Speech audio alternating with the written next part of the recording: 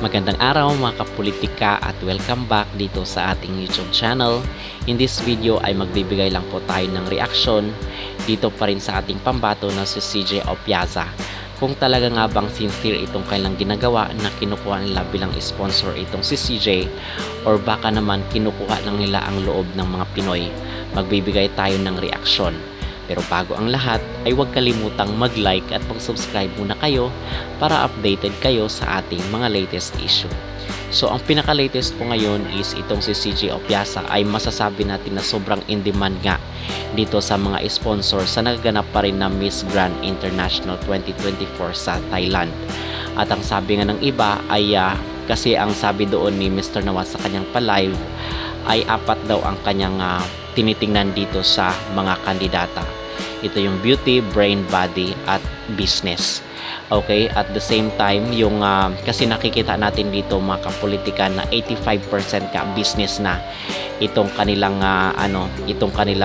beauty pageant, beauty, brain, body, and business. So ito yung 4 na B na hinahanap daw ni Mr. Nawat. Okay, so sinasabi nga natin ay 85% business na itong kanilang hinahanap. So ibig sabihin ang dapat na susunod na Miss Grand International 2024 ay marketable, kumbaga ay mabenta dito sa mga sa market or sa mga negosyante. So ito yung ibig sabihin ni Mr. Nawat.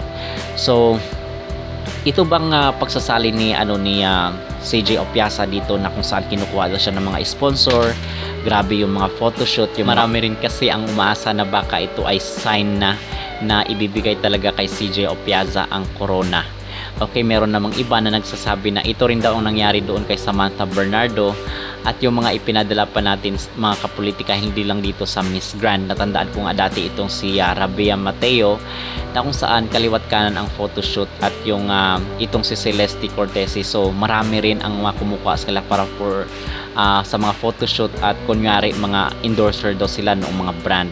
So ito rin ang sistema dito sa Miss Grand. Kumbaga makikita natin na sobrang in demand siya, marami ang nagpapapicture sa kanya at kinukuha siya ng ibang mga product bilang endorser daw dito sa kanilang mga produkto. Okay, so ano ba yung ating opinion dito at ano ba yung ating masasabi?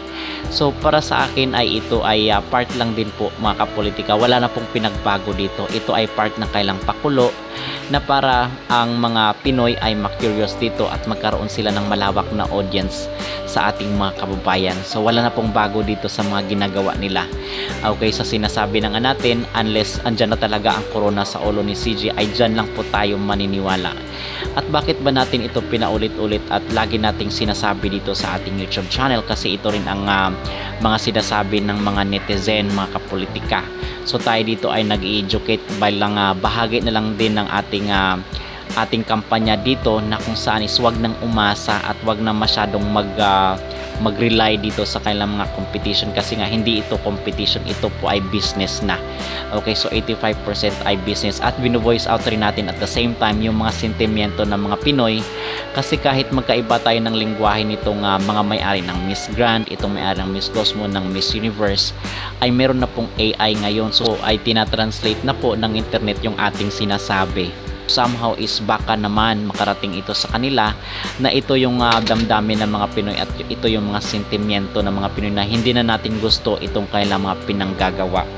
Okay, so ito lang po yung ating masasabi dito sa nangyayari kasi ang sinasabi ng iba ay marami pa rin ang umaasa na baka naman kay CJ Opiaza na talaga ibibigay ang kauna-unahang Miss Grand International para sa taong 2024. Sa sinasabi ko nga, okay po yun na less expect tayo tapos ibibigay sa kanya kaysa sa nag-expect tayo na ibibigay sa kanya at the end of the day is olats naman. So mas masakit po yun mag-move on. So mas mabilis mag-move on kung hindi na po tayo mag-expect. Okay? So ganun lang po yun mga kapolitika. So kayo, kung kayo ang tatanungin ay ano ang yung masasabi dito na kung saan is in demand daw itong si CJ Opiaza at ginagamit daw dito sa kanilang mga photoshoot at mga pictorials. I-comment mo yan sa comment section at huwag kalimutang mag-like at mag-subscribe na rin kayo para updated kayo sa ating mga latest issue.